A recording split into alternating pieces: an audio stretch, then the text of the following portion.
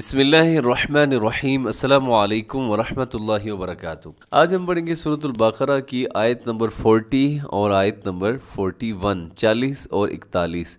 شروع کرتے ہیں۔ بسم اللہ الرحمن الرحیم۔ یا بنی اسرائیل اذکروا نعمتی التي انعمت علیکم وأوفوا بعهدی اوف بعهدکم وإیای فارہبون۔ سب سے پہلے دیکھیے گا یا بنی اسرائیل، یہاں پر جو لفظ ہے یا بنی، یہاں پر چھوٹی مد ہے کیونکہ حروف مدہ الگ ہے اور حمزہ اگلے لفظ کے شروع میں ہے، لیکن اسرائیل اس میں را موٹا پڑا جائے گا، سین کے اندر سیٹی ہوتی ہے اور یہاں بڑی مد ہوگی کیونکہ حروف مدہ حمزہ ایک ہی لفظ کے اندر ہے تو مد متصل واجب۔ اسرائیل اذکروا، یہاں اپنے دال کا خیال کرنا ہے، دال کے بعد جو آتی ہے دال، اور اس کو زا نہیں پڑھنا اپنے، لذکروا نرمی کے ساتھ آپ اس کو پڑھیے گا۔ نعمتی التی انعمت علیکم، نعمتی یلتی، اس میں کیا ہے کہ آپ نے بہت خیال کرنا ہے، میں اس کے ہجے کر دیتا ہوں۔ نون زیر عین، میم زبر ما، نعم تا زیر تی، نعمتی، یا زبر لام یل، نعمتی یل، لام زبر لا، نعمتی یل تا زیر یاتی، یتا یا زیر تی، دونوں طرح سے آپ کر سکتے ہیں۔ نعمتی التی انعمت علیکم، انعمت یہاں پر اظہار ہو رہا ہے، اسے کہا جاتا ہے اظہار حلقی، نون ساکن کے بعد عین ہے جو کہ حروف حلقی میں شامل ہے۔ انعمت علیکم، آگے دیکھیے گا وَأَوْفُوا، بہت نرمی کے ساتھ پڑھنا ہے کیونکہ واو لین ہے، واو سے پہلے زبر ہو تو واو لین ہوتی ہے، اگر واو ساکن سے پہلے پیش ہو تو واو مدہ ہوتی ہے، یہاں پر لین ہے، لین کا مطلب ہوتا ہے نرمی، تو نرمی کے ساتھ آپ نے اس کو پڑھنا ہے۔ پھر سنیے گا اور مجہول نہیں پڑھنا، وَأَوْفُوا، ہونٹ آپ کے گول ہوں گے تو مجہول نہیں ہوگا۔ وَأَوْفُوا بِعَهْدِي أُوفِ بِعَهْدِكُمْ، بیاہدی اس کے اوپر جو ہے چھوٹی مد ہے اور اوفی لمبا کرنا ہے، اسے اوفی نہیں کر دینا بلکہ اوفی، کیونکہ یہاں واو مدہ ہے، واو ساکن سے پہلے پیش۔ اوفی بعہدکم، اب یہ بعہدکم جو عین ہے اس کا خیال کرنا ہے، اپنے اکثر کیا ہوتا ہے بعہدکم، بعہدکم نہیں ہے بلکہ بعہدکم، بعہدکم، دال زیر دی ہوتا ہے، دال زیر دے نہیں ہوتا، بعہدکم۔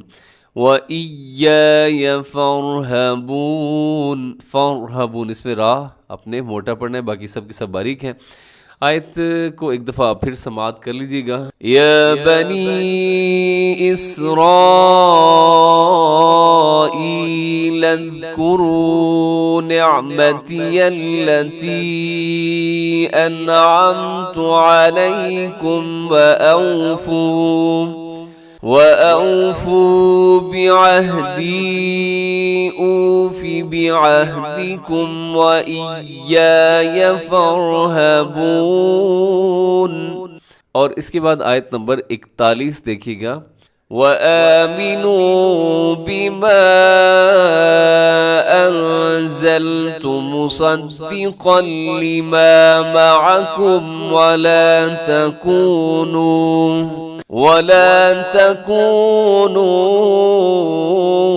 أَوَّلَ كَافِرٍ بِهِ وَلَا تَشْتَرُوا بِآيَاتِي ثَمَنًا قَلِيلًا وَإِيَّایَ فَاتَّقُونَ۔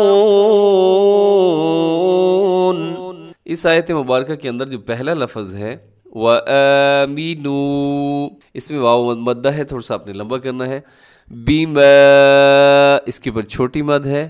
انزلتو، یہاں اخفا ہو رہا ہے، نون ساکن کے بعد زا جو کہ حروف اخفا میں ہے، آواز کو ایسے ناک میں لے کے جانا ہے۔ انزلتو، اسے کیا ہوتا ہے کہ تا پیش تو اور جتنے بھی حروف ہیں جو پیش کے ساتھ آتے ہیں، جیسے با پیش بو، دال پیش دو، سب کے سب جو پیش کے ساتھ پڑھے جاتے ہیں، جب ان کے اوپر پیش والی حرکت آتی ہے تو آپ کوشش کیا کریں آپ کے ہونٹ گول ہو جائیں. انزل تو نہیں کرنا، تو نہیں بلکہ تو. انزلت مصدقا لما، یہاں پر کیا ہو رہا ہے؟ یہاں پر ادغام ہو رہا ہے. مصدقا میں تنوین ہے اور تنوین کے بعد لما کے شروع میں لام ہے جو کہ حروف یرملون میں آتا ہے.